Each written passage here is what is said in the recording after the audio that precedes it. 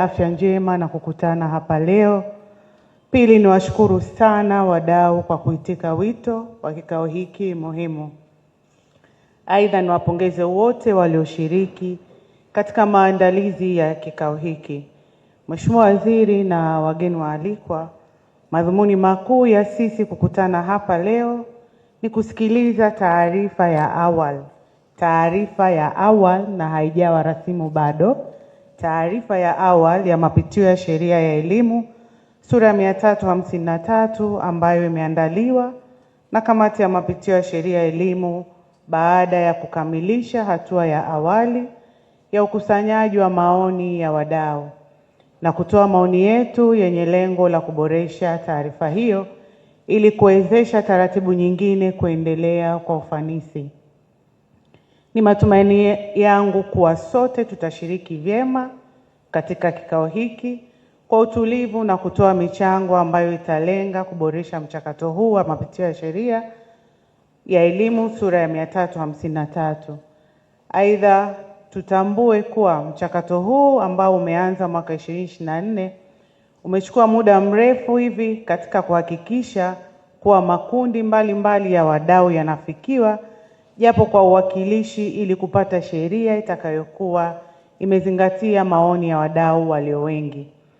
Mheshimiwa Waziri na wageni waalikwa, wakati nikipitia sheria ya elimu iliyopo sasa ambayo ilitungwa mnamo mwaka 1978 na napaswa kuipa shikamoo nadhani, nimebaini kuwa zoezi hili linaloendelea sasa lina dhamana kubwa ya kuivusha nchi yetu kwa vizazi kadhaa huko mbele.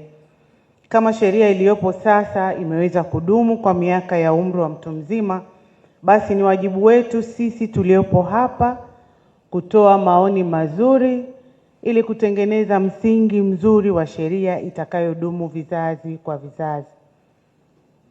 Kwa msingi huo, nitoe rai kwenu nyote kuzingatia maslahi ya taifa wakati wa uchangiaji kupitia kikao hiki.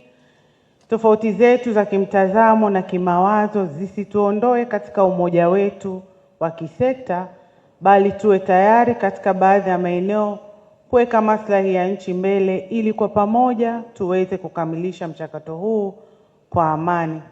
Na nichukue fursa hii niwaombe wahusika tuweze kuupload sheria hii kwenye website yetu ili wadau wengine wengi nje wasome na waweze kutoa maoni yao ili tupate kukava wadau wengi ambao wametoa maoni katika utungwaji wa sheria itakayokuja.